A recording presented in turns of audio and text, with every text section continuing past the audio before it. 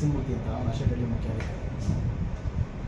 Sir secret ಏನಿಲ್ಲ, ಇಲ್ಲಿ ನಮ್ಮಲ್ಲಿ ಇಂಡಸ್ಟ್ರಿಯಲ್ಲಿ ತುಂಬ ಇರೋದ್ರಿಂದ ಇಲ್ಲಿ ನಾವೇನಂದ್ರೆ ಪ್ರತಿಯೊಬ್ಬರಿಗೂ ನೋಟಿಸ್ಗಳು ಕೊಟ್ಟು ಮೊದಲೆಲ್ಲ ಅವ್ರಿಗೆ ಅವೇರ್ನೆಸ್ ಇರಲಿಲ್ಲ. ಕೆಲವರು ಭಾಷೆಗಳಲ್ಲಿ ಪಟ್ಟಣ ಪಂಚಾಯತಿ ಇದೆ ಅಂತಲೇ ಗೊತ್ತಿಲ್ಲ ಕೆಲವರಿಗೆ, ಇಂಡಸ್ಟ್ರಿಯವ್ರಿಗೆ ಹೊಸ್ದಾಗೆಲ್ಲ ಶೆಡ್ಗಳು ಕಟ್ಟಿದ್ದಾರೆ. ಸೊ ಅವ್ರಿಗೆಲ್ಲ ಹೊಸ್ದಾಗಿ ನೋಟಿಸ್ ಕೊಟ್ವಿ. ಆಮೇಲೆ ನಮ್ಮ ಮಾನ್ಯ ಶಾಸಕರು ಬೇರೆ ಒಂದು ಮೀಟಿಂಗ್ ಮಾಡಿಸಿದ್ವಿ, ಎಲ್ಲ ಇಂಡಸ್ಟ್ರಿಯಲ್ ಅವ್ರನ್ನ ಕರೆಸಿ ಒಂದು ಮೀಟಿಂಗ್ ಮಾಡಿಸಿದ್ವಿ.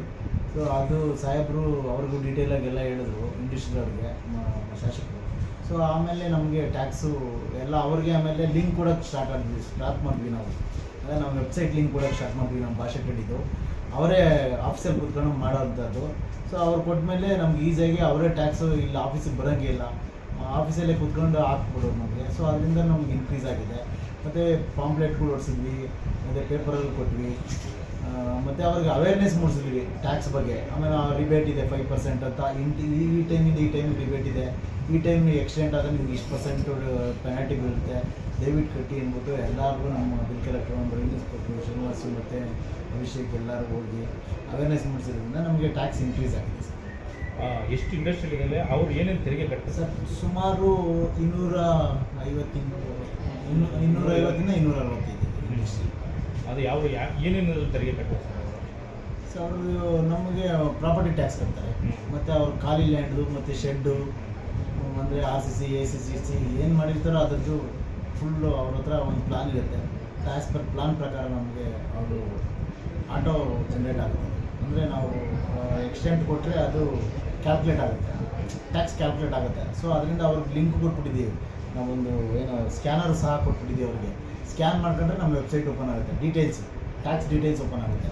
ಅದ್ರಲ್ಲಿ ಮಾಮೂಲಿ ಸೆಸ್ಸು ಎಲ್ಲ ಬರ್ತವೆ, ಸೆಸ್ಗಳು ಎಲ್ಲ ಕರ ಸೆಸ್ಸುಗಳು ಮತ್ತು ಬಿಗ್ಗರ್ ಸೆಸ್ಸು ಅವೆಲ್ಲ ಅದರಲ್ಲಿ ಇನ್ಕ್ಲೂಡ್ ಆಗಿರುತ್ತೆ. ಸೊ ಅದರಿಂದ ಇನ್ಕ್ರೀಸ್ ಆಗಿದೆ ಟ್ಯಾಕ್ಸ್.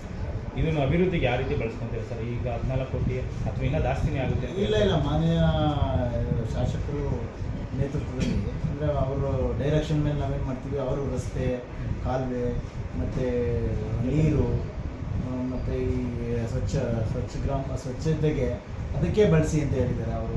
ಸೊ ಅದಕ್ಕೆ ಬಳಸ್ತೀವಿ.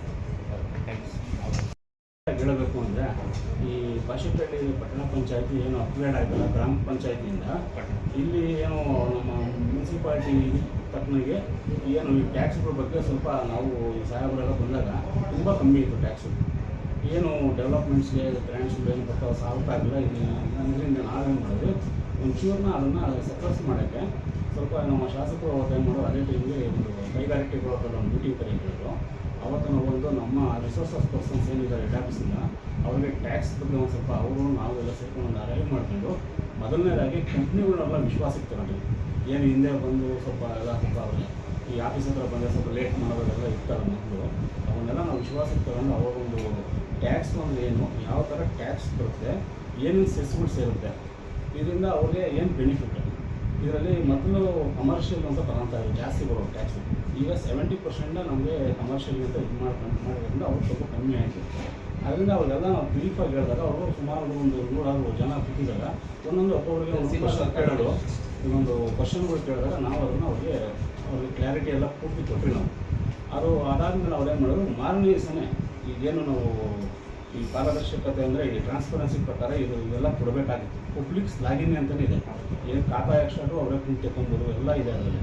ಅದನ್ನು ನಾವು ಇರೋದನ್ನ ಜನಗಳಿಗೆ ನಾವು ಕಂಪ್ನಿಗಳವ್ರಿಗೆ ಪಬ್ಲಿಕ್ಸ್ಗೆ ಈಗ ಒಂದು ಪಬ್ಲಿಕ್ಸ್ಗೆ ಸಹ ನಾವು ಹೇಳಿದ್ಮೇಲೆ ನೆಕ್ಸ್ಟ್ ಅದೇ ವಾರದಲ್ಲಿ 1 ಕೋಟಿ ಚಿಲ್ಲರೆ ಕಲೆಕ್ಷನ್ ಆಯಿತು. ಅದೇ ನಮಗೆ ಸ್ವಲ್ಪ ಸಕ್ಸಸ್ ಆಯಿತು. ಈಗ ಆದಮೇಲೆ ನಾವು ಅದನ್ನು ಮತ್ತೆ ಬಿಡಲಿಲ್ಲ. ಈ ಥರ ಪಾಂಪ್ಲೆಟ್ಸ್ಗಳು ಮಾಡೋದು, ಕಂಪ್ನಿಗಳ ಹತ್ರ ಹೋಗಿ ಒಂದು ಕಾನ್ಫಿಡೆನ್ಸ್ ಕೊಟ್ಟು ಒಂದು ಸೈನ್ ತಗೊಂಡು ಮತ್ತು ಅವ್ರ ನಂಬರ್ ತೊಗೊಂಡು ಅವ್ರಿಗೊಂದು ಸ್ವಲ್ಪ ನಾವು ಹೇಳ್ತಾ ಇದ್ವಿ, ದಯವಿಟ್ಟು ಕಟ್ಟಿ ನೀವು ಒಂದು 5% ರಿಬೇಟ್ ಇದೆ, ಹಿಂದೆ ಎಲ್ಲ ನೀವು ಇಂಟ್ರೆಸ್ಟ್ ಕಟ್ಕೊಂಡು ಬಂದಿದ್ರಲ್ಲ ಅದೆಲ್ಲ ನೀವು ಕರೆಕ್ಟಾಗಿ ಒಂದು 5 ವರ್ಷ ಕಟ್ಕೊಂಡ್ರೆ ಅಷ್ಟು ರಿಕವರಿ ಆಗಬೇಕು ಅಂದಾಗ ಅವ್ರೇನು ಮಾಡಿದ್ರು, ಇನ್ ಟೈಮಲ್ಲಿ ಕಟ್ಕೊಂಡ್ರು ಅವರೆಲ್ಲ. ಅದು ಸ್ವಲ್ಪ ನಮಗೆ ಬರ್ತಾ 8 ಕೋಟಿ ಆಯಿತು. ಮತ್ತು ಈ ವರ್ಷ ಬಂದು ಸೆಸ್ಸು ಎಲ್ಲ ಸೇರಿ ಒಂದು 16 ಕೋಟಿ ಸುಮಾರು ನಾವು ನಿರೀಕ್ಷೆ ಮಾಡಿದರೆ ಅದು ಆಗಿದೆ. ಅದೇ ಥರನೇ ಈಗ ಎಲ್ಲ ರೂಟೀನಲ್ಲಿ ಅವರೇ ಕಟ್ತಾ ಇದ್ದಾರೆ. ಈ ಪಬ್ಲಿಕ್ಸ್ ಇಲ್ಲಿ ಬರ್ತಾರಲ್ಲ ಅವ್ರಿಗೆಲ್ಲ ಫೋನಲ್ಲಿ ಅವರೇ ಹಾಕೋದು ತೋರಿಸೋದ್ರಿಂದ ಸ್ವಲ್ಪ ನಮಗೆ ಇಲ್ಲಿ ಕೆಲಸನೂ ಕಮ್ಮಿ ಆಯಿತು. ಅವರು ಕೆಲಸ ಮಾಡ್ತಾರೆ. ಇನ್ನೊಂದೇನಂದರೆ ಹೊರಗಿನ ಜನ ಜಾಸ್ತಿ ಇದೆ ಪ್ರಾಪರ್ಟಿಗಳು, ಅವರೆಲ್ಲ ಪಾಪ ಅವ್ರು ಊರಿಂದಲೇ ಎಲ್ಲ ಟ್ಯಾಕ್ಸ್ ಹಾಕೊಂಡು ಮಾಡ್ಕೊಂಡಿದ್ದಾರೆ. ಅವ್ರಿಗೆ ಈಗ ಖಾತಾ ಇರ್ಬೋದು, ಇನ್ನೊಂದು ಇರ್ಬೋದು, ಅವ್ರು ಟ್ಯಾಕ್ಸ್ ಕಟ್ಟಿ ಆ ವರ್ಷಕ್ಕೆ ಟ್ಯಾಕ್ಸ್ ಇತ್ತು ಅಂದರೆ ಅವ್ರ ಖಾತಾ ಎಕ್ಸ್ಟ್ರಾ ಬಂದು ನಕಲು ತಗೊಳ್ಳೋ ಅವಶ್ಯಕತೆ ಇಲ್ಲ. ಅಲ್ಲೇ ವೆಬ್ಸೈಟಲ್ಲಿ ತೆಕ್ಕೊಳ್ಳೋ ಥರನೇ ಅವರೆಲ್ಲ ನಾವು ಇದು ಮಾಡಿರೋದ್ರಿಂದ ಇದೊಂದು ಸ್ವಲ್ಪ ನಮಗೆ ತೆರಿಗೆಗೂ ಒಂದು ಸ್ವಲ್ಪ ನಮಗೆ ಅನುಕೂಲ ಆಗಿದೆ. ಈ ಕಂಪ್ನಿಗಳೇ ಇರೋದ್ರಿಂದ ತುಂಬ ನಮಗೆ ಇದಾಗಿದೆ. ಇನ್ನು ಮುಂದಿನ ದಿನಗಳಲ್ಲಿ ಸ್ವಲ್ಪ ಇನ್ನೂ ಕಂಪ್ನಿಗಳು ಹೊಸ ಬರ್ತಾ ಇರೋದ್ರಿಂದ ಈಗ ಅದು ನಾವು ಎಷ್ಟು ಸಾಧ್ಯ ಆಗುತ್ತೋ ಅಷ್ಟು ಮಾಡೋಣ ಅಂತ. ಇದಕ್ಕಿಂತ ಕಮ್ಮಿ ಹೋಗಬಾರ್ದು ಅಂತ ನಮ್ಮ ಹೊಸವೆಲ್ಲ ಸರಿ ಒಂದು 300 ಇಂಡಸ್ಟ್ರೀಸ್ ಆಗಿದ್ದಾವೆ. ಅದರಲ್ಲಿ ಕೆಲವು ಈ ಕಡೆ ಹೊರಗಡೆ ವೀರಪ್ಪ ಅವ್ರಿಗೆಲ್ಲ ಬರ್ತಾರೆ. ನಮ್ಮ ಕೊಡುವಂಥ ಕಂಪ್ನಿಗಳೆಲ್ಲ ನಾವು ಏನು ಮಾಡಿದ್ವಿ, ಯಾವುದೂ ಬಿಡೋಂಗೆ ಕೆಲವು ಇನ್ನೂ ಕಟ್ಟಾಗಿದ್ದಾವೆ. ಅವರೆಲ್ಲ ನೋಟಿಸ್ಗಳು ಕೊಟ್ಟಿದ್ದೀವಿ. ಆಮೇಲೆ ಅವ್ರಿಗೆಲ್ಲ ಏನು ಸ್ವಲ್ಪ ಎಲ್ಲರ ಥರ ಮಾತಾಡೋದೆಲ್ಲ ವಿಶ್ವಾಸಕ್ಕೆ ತಗೊಂಡು ಅವ್ರಿಗೆ ದಯವಿಟ್ಟು ಕಟ್ಟಿ ಅನ್ನೋ ಒಂಥರ ಇದು ಮಾಡೋದ್ರಿಂದ ನಮ್ಗೆ ಸ್ವಲ್ಪ ಅದು ಇದಾಗಿದೆ ಸರ್. ಪಬ್ಲಿಕ್ಸ್ಗೆ ಗುರಿ ಎಷ್ಟಿದೆ ಸರ್? ಎಷ್ಟು ಬರ್ಬೋದು ಅಂತ ಅಂದಾಜು? ಇಲ್ಲಿ ಆಗುತ್ತೆ ಒಂದು 15 ಕೋಟಿವರೆಗೂ ನಾವು ಅಂದ್ಕೊಂಡಿದ್ದೀವಿ. ಕಂಪ್ನಿಗಳು ಎಷ್ಟು ಆಗ್ತಾ ಇದಾವೆ ಅಷ್ಟು ಅದು ಬರ್ತಾ ಇನ್ನೂ ಜಾಸ್ತಿ ಆಗುತ್ತೆ. ಹೌದು, ಮನೆಗಳು ಆಮೇಲೆ ಇದೆಲ್ಲ ಜಾಸ್ತಿ ಆಗ್ತಾ ಇದೆ. ಮನೆಗಳು ಅಷ್ಟೇ ಕನ್ನಡ ಪರವಾನಗಿ ಲೈಸೆನ್ಸ್ಗಳೆಲ್ಲ ತಗೊಂಡ್ರೆ ನಮ್ಮ ಆದಾಯ ತುಂಬ ಡಬಲ್ ಆಗೋ ಅಂತ ಇದೆ. ಯಾಕಂದರೆ ಮೊದಲು ಯಾರು ಮನೆಗಳು ಕಟ್ತಾರೆ, ಈಗ ಒಂದು ತುಂಬ ಮನೆಗಳು ಈಗ ಆಗ್ತಾ ಇರೋದ್ರಿಂದ ಅದ್ರದ್ದು ಸಹ ನಮಗೆ ತೆರಿಗೆಗಳು ಬರ್ತವೆ. ಈಗ ಎಲ್ಲ ಡಬಲ್ ಟ್ಯಾಕ್ಸ್ ಆಗ್ತಾಯಿದೆ. ಮೊದಲು ಈ ಡಬಲ್ ಟ್ಯಾಕ್ಸ್ ಏನು ಇರ್ತಾರೆ ಮೊದಲು ಅದರ ಒಂದು ಚೂರೆಲ್ಲ ನಮಗೆ ವಸೂಲಿ ಮಾಡಿದ್ದೀವಿ. ಇದು ಸ್ವಲ್ಪ ಈಗ ಇಂಪ್ರೂವ್ ಮಾಡ್ಕೊಂಡು ಆದಷ್ಟು ಪಬ್ಲಿಕ್ಸ್ಗೂ ತೊಂದರೆ ಆಗೋ ಥರ ಆಗದೇ ಇರೋ ಥರ ಮಾಡಿ ಸಾಹೇಬರ ನೇತೃತ್ವದಲ್ಲಿ ಈಗ ಮತ್ತೆ ನಾವೇ ಫೀಲ್ಡ್ ಹೋಗಿ ನಾವೇ ನೋಟಿಸ್ಗಳು ಕೊಟ್ಟಿದ್ದೀವಿ. ತುಂಬ ಇನ್ನೂ 10-15 ನೋಟಿಸ್ಗಳು ಕೊಟ್ಟರೆ ತುಂಬ ಎಲ್ಲ ಎಫರ್ಟ್ ಹಾಕಿ ಮಾಡಿರೋದ್ರಿಂದ ನಾವು ಏನು ನಮ್ಮದು ಕರ್ತವ್ಯ ಏನಿದೆ ಅದನ್ನು ಮಾಡಿದ್ದೀವಿ ಸರ್. ನಾವು ಹೋಗಿ ಆಮೇಲೆ ಟ್ಯಾಕ್ಸ್ ಇವಾಗ ಅವ್ರ್ಯಾರು ಕಟ್ತಾರಲ್ಲ ಅದನ್ನು ನಾವು ಮತ್ತೆ ಚೆಕ್ ಮಾಡ್ತೀವಿ.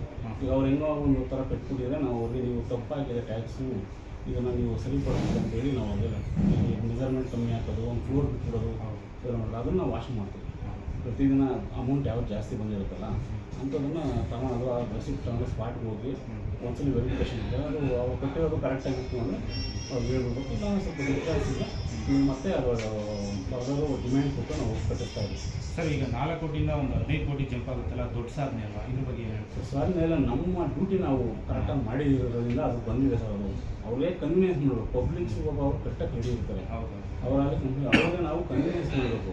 ಬೇರೆ ಥರ ಹೋಗೋದು ಸುಮ್ಮನೆ ಅವೆಲ್ಲ ನಾವು ಹೇಗೆ ಕಟ್ಟರೆ ಅಂತ ರೋಜಿನವರ ಮಾತಾಡೋದು ಅವ್ರು ಯಾರು ಹೇಳೋಲ್ಲ ಸರ್. ಅವರು ಪಬ್ಲಿಕ್ಸ್ಗೆ ನಾವು ವಿಶ್ವಾಸಕ್ಕೆ ತಗೊಂಡಾಗ ಮಾತ್ರನೇ ಸಕ್ಸಸ್ ಆಗೋಕ್ಕೆ ಸಾಧ್ಯ.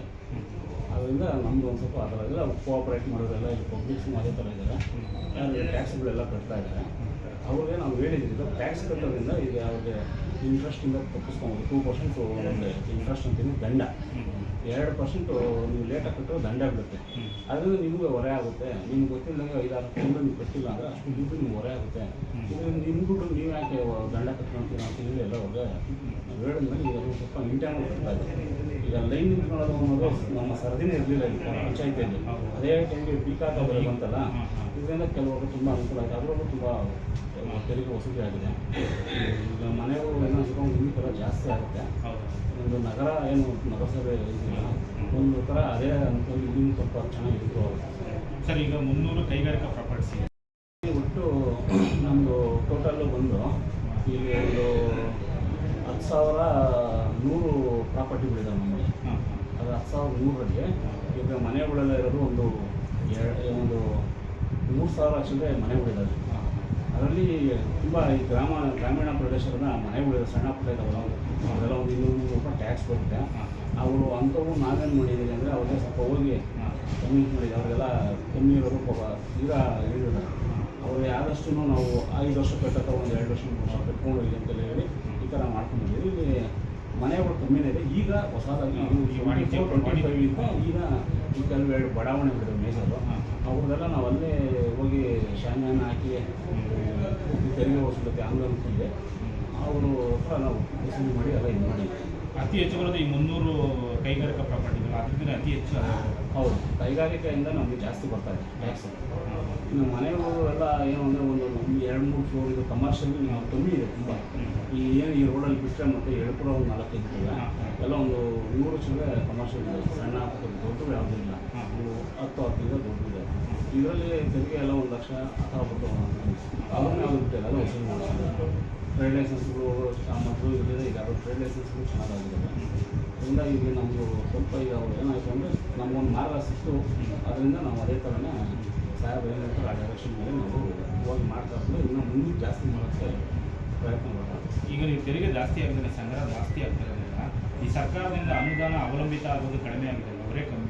ಇಲ್ಲ ಅಂದರೆ ತೆರಿಗೆ ಅಂದರೆ ನಾವು ತೆರಿಗೆ ಹಿಂಗೆ ಕಲೆಕ್ಷನ್ ಆಗುತ್ತಲ್ಲ, ಹಾ. ಅದೇ ಥರ ಇಲ್ಲಿ ಡೆವಲಪ್ಮೆಂಟ್ ಮಾಡಬೇಕು. ಅನುದಾನ ಈಗ ಇದು 17 ಸ್ಕ್ವೇರ್ ಕಿಲೋಮೀಟರ್ ಏರಿಯಾ ಇದೆ ಭಾಷೆಹಳ್ಳಿ.